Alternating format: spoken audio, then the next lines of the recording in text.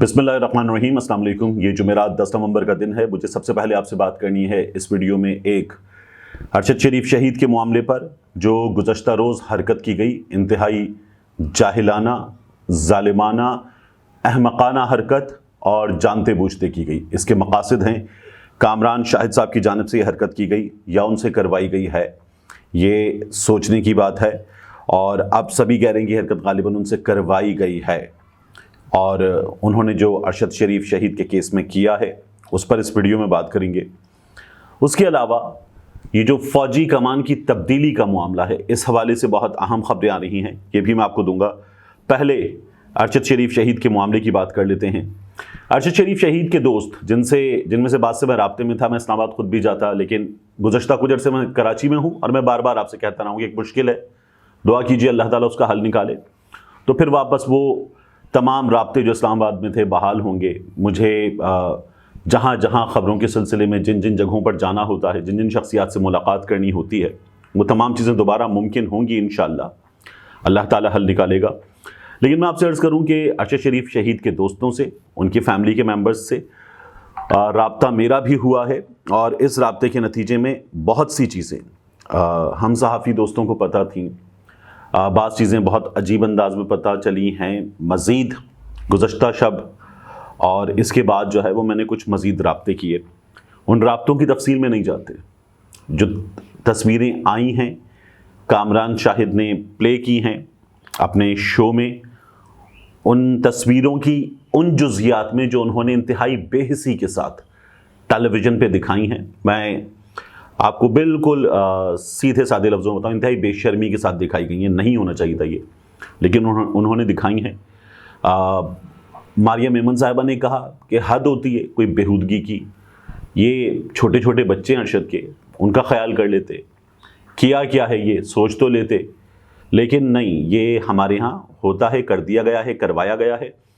और आप देखिए कि दुनिया भर में सहाफ़ियों के पास इससे ज़्यादा संगीन नौयत की चीज़ें होती हैं, वो ये बताते हैं कि हमारे पास हैं, हम इदारों से शेयर कर सकते हैं, हमने देखा है, हमारे पास डॉक्यूमेंट्स तक एक्सेस है, बट वो कॉन्फिडेंशियल चीज़ें हैं या वो प्राइवेट चीज़ें हैं जिन पर मकतूल के लवाहिकीन का हक़ है, हम नहीं दिखा रहे। हम आपको कुछ चीज़ें बता सकते हैं ख़बर की हद तक, और इससे आगे हमारे पास अगर कुछ हमारे हाथ लगा तो हम इदारों को दिखा देंगे। यह है सहाफ़ती ज़िम्मेदारी।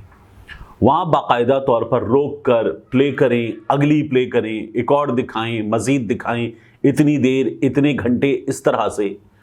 मैं हैरान था कि ये कर क्या रहे हैं। मतलब एक सहाफ़ी की जो ज़िम्मेदारी है वो क्या कर रहे हैं, क्यों कर रहे हैं, तो समझ में आ रहा है कि खौफ फैलाने के लिए किया गया। पाकिस्तान में सहाफ़ी इस वक्त मुसलसल ये शिकायत कर रहे हैं कि उनको धमकियां मिल रही हैं, उनकी जान को ख़तरा है और हुकूमत अपनी कुछ अजीब तरीन हरकतें कर रही है, लेकिन ये खौफ फैलाने के लिए किया गया है। मगर इसका नतीजा क्या हुआ है? और ज़्यादा आवाज़ें बुलंद हुई हैं और ज़ोर से आवाज़ें बुलंद हुई हैं, पहले से ज़्यादा तादाद में बुलंद हुई हैं। ये इसका नतीजा है। जिन्होंने किया था उनका खेल उल्टा पड़ गया है।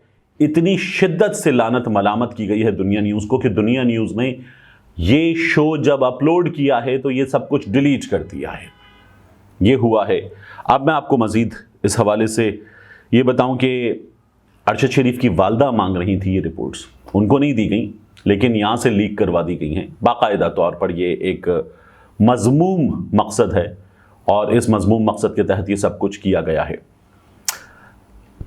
ये संजीदगी का मुजाहरा होना चाहिए हमारे सहाफ़ियों की जानिब से, नहीं किया गया, बहुत अफसोसनाक है।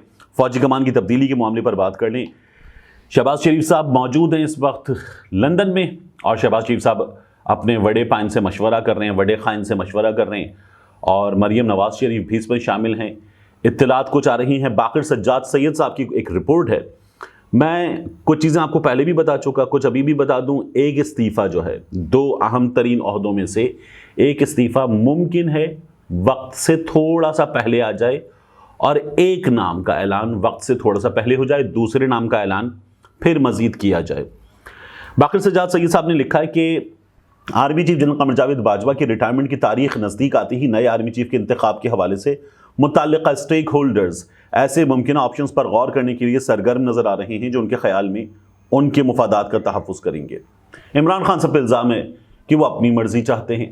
میاں نواز شریف صاحب جو ہیں ان سے مشاورت ہو رہی ہے، سبھی اس پر شکایت کر رہے ہیں کہ ایک مفرور سے، پاکستان سے باہر بیٹھے ایک شخص سے جو اشتہاری ہے اس سے مشاورت کیوں کی جا رہی ہے۔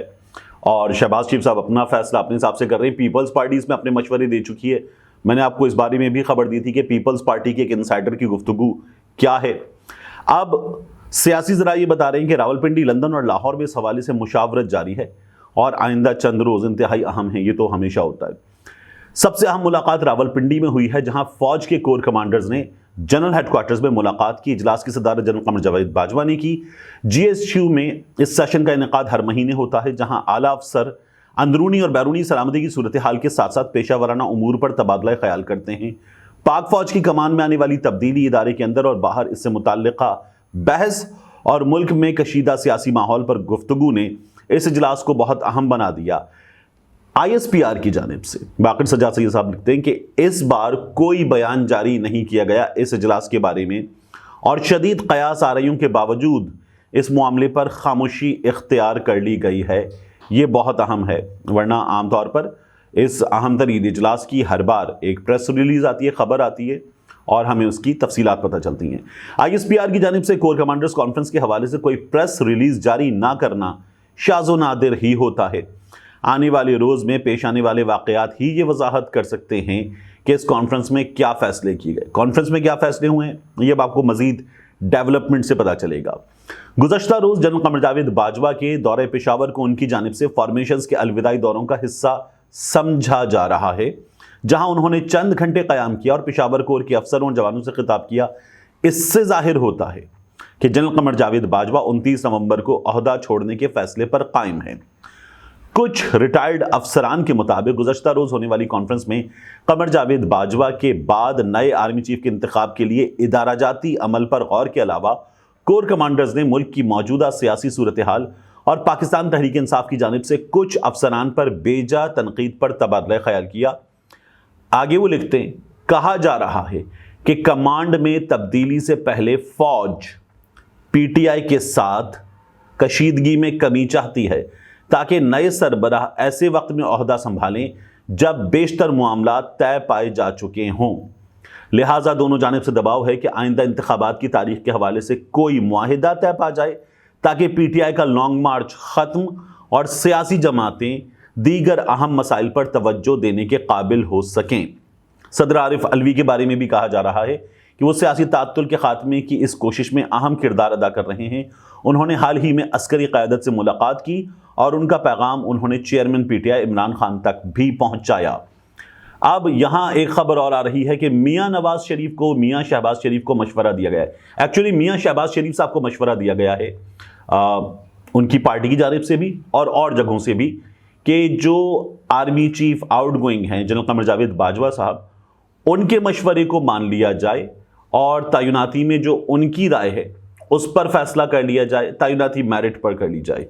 تو جو میرٹ پر تعیناتی ہے اس کا مطلب ہے سینئر موسٹ جو لوگ ہیں وہ عہدے پر موجود ہوں۔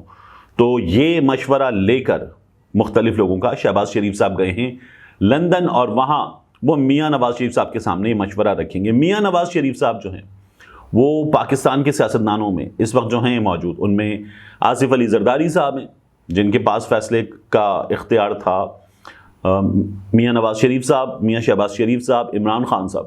تو ان میں سب سے زیادہ تعیناتیاں جو ہے وہ میاں نواز شریف صاحب نے کی ہیں، اور سب سے زیادہ جھگڑا بھی اسٹیبلشمنٹ کے ساتھ انہی کا ہوا ہے، تازہ جھگڑا عمران خان صاحب کا ہوا ہے۔ تو اب میاں نواز شریف صاحب کا مشورہ پھر میاں شہباز شریف صاحب لیں گے، اور اس مشورے پر عمل درآمد کرتے ہیں یا نہیں، یا میاں نواز شریف صاحب یہ مشورہ مان لیتے ہیں کہ تعیناتی میرٹ پر اور out going army chief general Qamar Javed Bajwa صاحب کی ریکمنڈیشنز کے مطابق کر دی جائے۔ اور یہ خبر آ رہی ہے کہ جو ریکمنڈیشنز ہیں وہ یہ ہیں کہ سینئر موسٹ ان کو ان دو عہدوں پر تعینات کر دیا جائے۔ میں آپ سے دوبارہ عرض کروں کہ ایک نام، دو میں سے دو عہدے ہیں، ان میں سے ایک نام جو ہے وہ ممکن ہے کہ دوسرے سے پہلے ہمارے سامنے آ جائے۔ تو یہ اہم ترین چیزیں ہیں، انفولڈ ہو رہی ہیں، اور میں اس حوالے سے خود بھی کچھ چیزیں معلوم کر رہا ہوں. میں کراچی میں ہوں جہاں سب سے زیادہ خبریں ہوتی ہیں جن 2 شہروں میں پاکستان میں, ان 2 شہروں میں میں نہیں ہوں. لیکن بہرحال I'll keep you posted. کوشش ہے کہ خبر آپ کے سامنے رکھیں اور ایسی خبر رکھیں کہ جس پر خود بھی شرمندہ نہ ہونا پڑے. ملتے ہیں انشاءاللہ آپ سے اگلی ویڈیو میں.